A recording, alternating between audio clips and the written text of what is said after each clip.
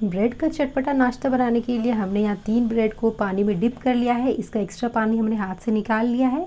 अब हम इसे अच्छी तरह से मिक्स करेंगे। इसमें हमने धनिया पत्ता, हरी मिर्च, कटा हुआ प्याज, कैप्सिकम और कैरेट को डाल लिया है।